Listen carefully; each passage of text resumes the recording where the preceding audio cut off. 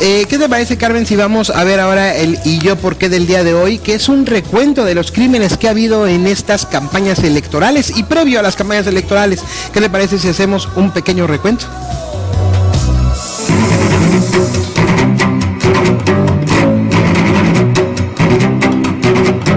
La violencia durante el actual proceso electoral en diversos estados se ha incrementado respecto a otros comicios como los del 2009 y 2012, 6 y 5 asesinatos respectivamente. De acuerdo con un recuento del 19 de febrero al 14 de mayo, al menos 41 personas han sido víctimas de la violencia, con 7 muertos y 34 agredidos, desde recibir amenazas de muerte hasta atacar sus casas o quemar sus vehículos.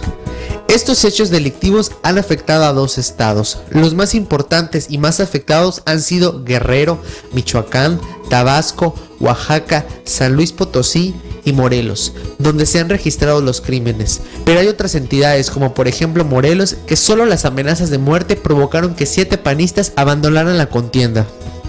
En los comicios del 2009 se reportaron 6 homicidios, en 2010 3 casos, en 2012 5 y en 2013 3 crímenes que involucraron a candidatos de todos los partidos, mientras que en esos 5 años se registraron al menos 25 agresiones contra aspirantes en su persona o bienes, en especial a municipios y diputados locales.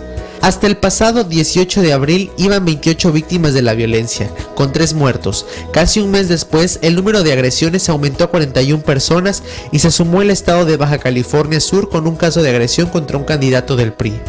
De los 41 agredidos, 7 fueron asesinados. El primer caso ocurrió el 18 de febrero con el crimen de Carlos Martínez Villavicencio, precandidato del Sol Azteca a una diputación federal por un distrito de Oaxaca, quien fue abatido cuando realizaba un recorrido por la zona Triqui. 2 días después, un sujeto en un vehículo en marcha asesinó a Cecilia Izaguirre, dirigente del PRI en Lagunillas, municipio de San Luis Potosí. El 6 de abril se reportó la desaparición de Alfonso Ordaz, operador electoral de Acción Nacional, también en San Luis Potosí, cuando realizaba acciones para promover el voto a favor del candidato panista a la alcaldía de Matlapa, Edgar Ortega Luján. 4 días después fue hallado decapitado en el río Moctezuma.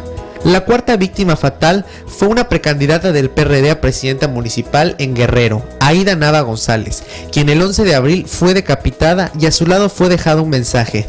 Ella era, según su dirigente estatal Celestino Cesareo, la virtual candidata de ese partido.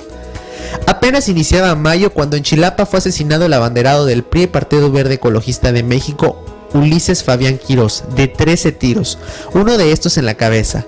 2 hombres que viajaban con él presenciaron su muerte. Este pasado jueves fueron asesinados 2 candidatos. En Yurecuaro, Michoacán, fue acribillado el candidato de Morena a esa alcaldía en pleno mitin. Durante la agresión, 3 personas resultaron heridas, entre ellas 2 militantes de ese partido y un simpatizante que se encontraba en el lugar. En Tabasco, en municipio de Huimanguillo, el candidato del PRI a regidor Héctor Cruz López fue ejecutado afuera de su casa cuando hombres armados llegaron al lugar en 2 camionetas y lo sorprendieron.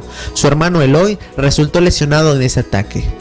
Las víctimas restantes han recibido amenazas de muerte, han sido baleadas sus casas, vehículos, han sido quemadas camionetas y hasta hay casos de secuestro express, después de haber sido levantados por varias horas.